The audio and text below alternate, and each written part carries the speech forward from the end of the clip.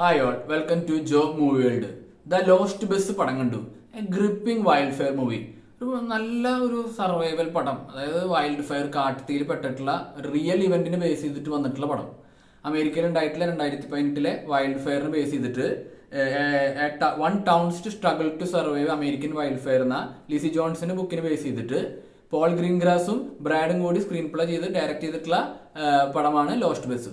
മാത്യു മാക്നോയും അമേരിക്ക ഫെരേറ തുടങ്ങിയവരാണ് പ്രധാന റോള്.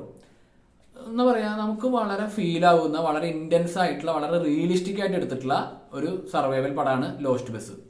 കാട്ടുതീയിൽ പെട്ടുപോയിട്ടുള്ള ഒരു ബസ് ഡ്രൈവറും ബസ്സിലുള്ള കുറച്ചധികം കുട്ടികളും അവരുടെ ടീച്ചറും ഇവരെങ്ങനെ ആ ഒരു കാട്ടുതീയിൽ നിന്ന് അതിൻ്റെ ഉള്ളിൽ കൂടെ രക്ഷപ്പെടുമോ ആ ഒരു സംഭവമാണ് ഈ സിനിമ പറയുന്നത്.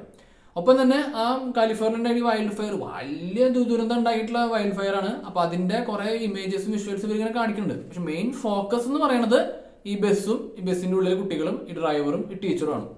മാത്യു മാക്നോയുടെ അറിയാലോ, ഇന്റർസ്റ്റെല്ലാറിലുള്ള പോലെ തന്നെ ഇതിലും വളരെ ഇമോഷണലി ഇമ്പാക്ട്ഫുൾ ആയിട്ടുള്ള പെർഫോമൻസ് തന്നെയാണ് കാഴ്ചവെച്ചേക്കുന്നത്.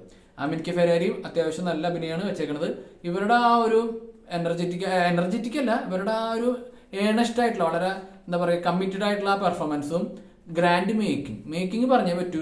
കാരണം ഇതുപോലത്തെ ഒരു കാട്ടുതീ അങ്ങനത്തെ കാര്യങ്ങളൊക്കെ കാണിക്കുമ്പോൾ പലതരത്തിലുള്ള VFX പ്രശ്നങ്ങളും പല പോരായ്മകളൊക്കെ വരാം. ഇത് നമുക്ക് കണ്ടു കഴിഞ്ഞാൽ വളരെ റിയൽ ആയിട്ട് ഫീൽ ചെയ്യും. നമ്മൾ കുറച്ച് കഴിഞ്ഞ് കഴിഞ്ഞാൽ ഇവരോടൊപ്പം ആ ബസ്സിൽ പോണ പോലത്തെ ഒരു പ്രതീതിയാണ് എനിക്ക് കിട്ടിയത്.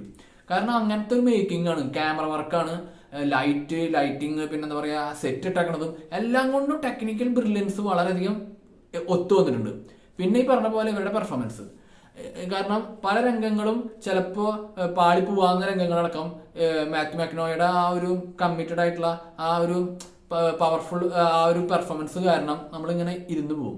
അപ്പൊ നമ്മൾ പല ഘട്ടങ്ങളിലും ഇവരോടൊപ്പം ഇവരെങ്ങനെയാണ് ഇതിൻ്റെ ഉള്ളിൽ പോവുക എന്നൊക്കെയുള്ള ഒരു ടെൻഷൻ നമുക്ക് കിട്ടും. അങ്ങനെ വളരെ നല്ല രീതിയിൽ മേക്ക് ചെയ്തിട്ടുള്ള, വളരെ ടെക്നിക്കലി നല്ല ടോപ്പായിട്ട് വന്നിട്ടുള്ള, നല്ല സ്ക്രീൻ പ്ലേ ഉള്ള, നല്ല മേക്കിംഗ് ഉള്ള വളരെ നല്ലൊരു സർവൈവൽ പടം. അതും ഈ ഒരു ആക്ച്വൽ ഇവന്റ് ആണെന്ന് അറിയുമ്പോൾ അതിന്റെ ഒരു ഇന്റൻസിറ്റി കൂടുന്നു.